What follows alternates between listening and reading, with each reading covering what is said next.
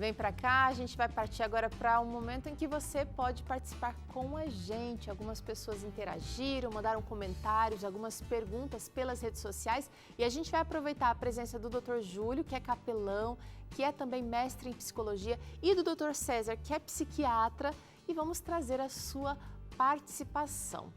Vamos trazer a primeira aqui, ó, a Amandinha Gomes está dizendo o seguinte: quando a minha filha mais nova ficou internada por causa de bronquiolite, eu senti muita culpa, medo, aflição e impotência. Doutor César, ela traz um sentimento aqui que não foi dito, a gente não reparou, né? Mas ela falou de culpa. E é interessante isso, porque quem é cuidador pode realmente se sentir assim, parte do problema de saúde que está levando à internação. Isso aconteceu muito, inclusive na pandemia, que muitos pacientes que foram internados, alguns infelizmente morreram, então os familiares ficaram com muita culpa, assim, será que eu devia ter internado? Será que eu devia ter levado em outro hospital, não nesse? Como que eu não Será? percebi? É, mas a culpa nessa situação faz parte do mecanismo de luto, né? Do mecanismo de defesa para lidar com aquela dor de ter um paciente, de ter um parente, né, internado. Às vezes uma situação mais dramática, às vezes não. Mas essa culpa pode ser realmente por conta desse tempo em que a pessoa está vivendo com tanta dor emocional e que faz parte então a culpa porque é uma defesa, né? Então, quando a pessoa começa a ver que a realidade estava fora do seu controle, né, e acaba aceitando o processo da perda, seja por morte ou não, então essa culpa vai desaparecendo. Doutor Júlio, eu quero seu comentário, mas eu vou trazer a próxima participação aqui primeiro. Peraí, ó. A Priscila contou pra gente o seguinte, perguntou o seguinte: como é que as emoções influenciam na recuperação física? E aí eu vou emendar com a participação da Amandinha aqui, porque ela fala que a filha dela, pelo jeito, era pequena, né? Eu acho que criança, não sei se parece que tem uma resiliência ou tem uma capacidade de superação, pelo menos na questão emocional, mais rápida do que um adulto, não? É porque eu acho que o adulto, ele processa as emoções de uma maneira diferente, ele percebe coisas que a criança talvez não perceba, não é? É. Então, esse sentimento de culpa, por exemplo, é típico de quem se coloca na posição de adulto, de cuidar da outra pessoa. Ele é parte do processo, e como o doutor César disse, é preciso lidar com isso. Se você lida bem com isso, você chega na aceitação, né? Agora, vamos passar para outro comentário que é bem interessante, é uma pergunta genérica. Como é que influencia? Influencia de várias formas. Porque, como eu te falei antes, nosso corpo e nossa mente estão conectados. Se você é, não tem esperança, esses elementos que eu mencionei, paz, a alegria, significado na sua vida, a maneira como o seu corpo vai produzir substâncias, a maneira como você vai se expor a situações positivas que ajudam na sua recuperação, tudo isso vai mudar, não é? Então, é realmente importante que a nossa mente colabore com o nosso corpo quando o nosso corpo está débil, está fraco. E a maneira de fazer isso é recuperando a motivação. E a gente pode fazer isso quando a gente tem uma rede de apoio social, quando a gente tem significado ligado à nossa fé, à nossa esperança, quando a gente consegue explorar esses sentimentos que às vezes a gente não entende bem, mas ao falar de nossas dores, ao lidar com isso, a gente consegue obter um alívio que ajuda o corpo a se recuperar, sem dúvida alguma. Vamos trazer a próxima participação agora na nossa tela? Eu acho que é um comentário da Ana. Ah, não, uma pergunta, olha só. Ela quer saber quais são os sinais de que preciso buscar ajuda emocional para o meu familiar internado. Boa! Boa, porque eu acho que ele passa por estágio, doutor César. Porque ele choque primeiro, depois aquele momento de estou me situando. Mas aí ele pode cair, como o doutor Júlio falou aqui, numa depressão. Pela situação, pela incerteza. Doutor Júlio, existem sinais aí que a gente pode ver que essa pessoa está precisando de um auxílio além do nosso apoio ali presencial e de maneira leiga? Então, o conselho básico é sempre consultar a equipe médica, porque a equipe é multidisciplinar, costuma ser multidisciplinar, de tal maneira que o médico, o assistente social, o enfermeiro, outros profissionais que estão ali serão capazes de dar um conselho, e se ele precisa de ajuda extra, digamos assim, de um psicólogo, etc. Ok? Isso também tem a ver com o tempo de internação, né? Se o paciente está numa situação assim, deprimido, triste, depois de 2 ou 3 dias de internação, é pouco tempo para você tomar uma decisão como essa. É. Mas se o internamento foi longo, se a pessoa teve uma perda grave, está em luto porque perdeu alguém que amava, e já depois de um tempo você percebe que a pessoa continua, então talvez uma ajuda emocional de um profissional seja útil para que a pessoa possa avançar no seu processo de luto e recuperar sua saúde, seu equilíbrio emocional. Vamos trazer a próxima participação?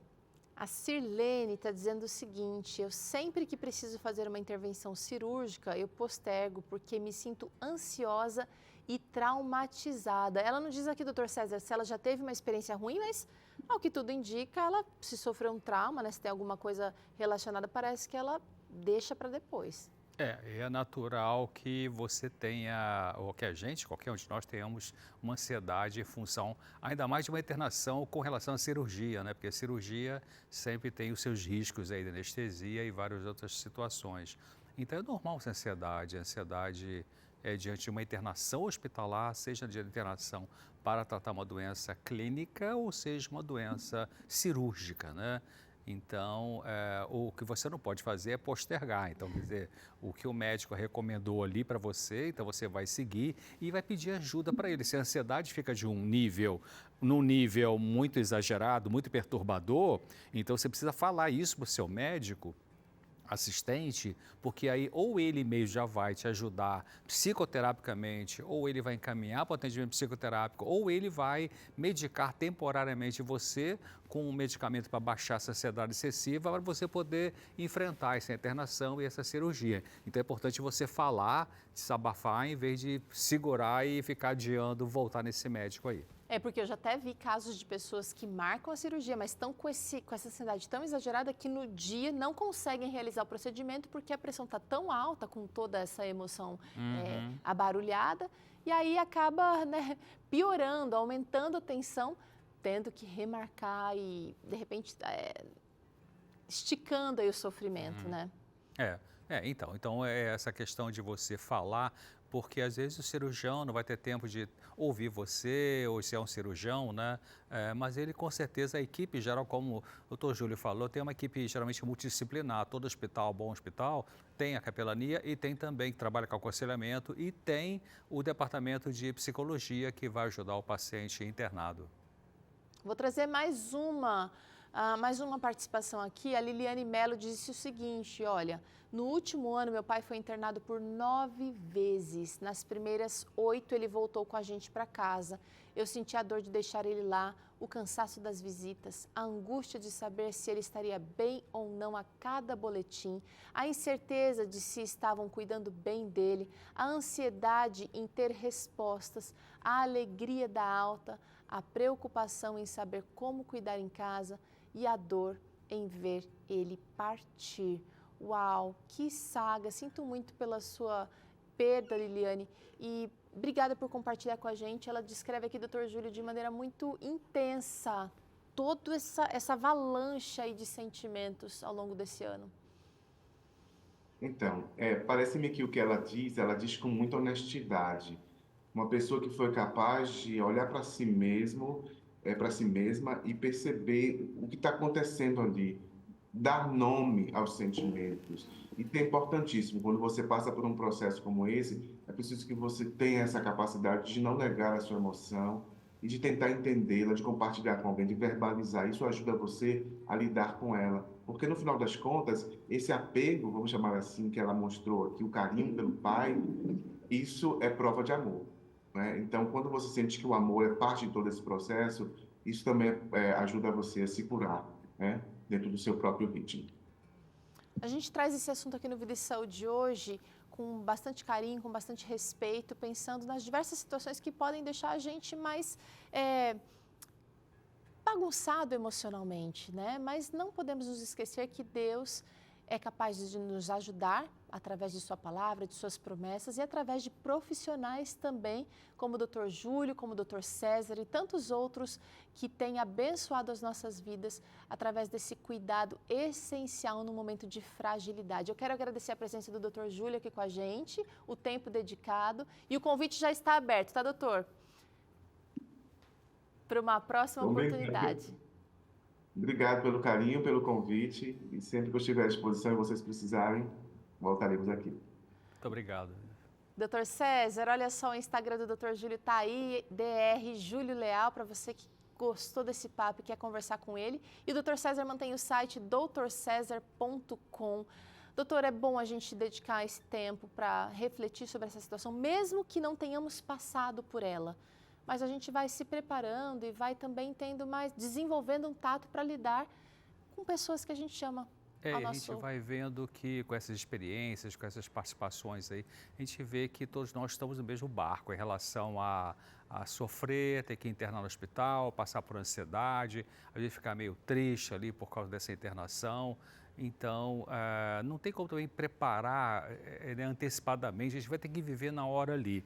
Mas é interessante ter uma passagem bíblica que Deus fala assim, que não vai permitir que a gente tenha uma situação que Ele não esteja junto para dar força para enfrentar aquela situação ali, né? Então, a gente pode contar e devemos contar realmente com essa ajuda divina nessas horas, especialmente quando temos que ir para o hospital.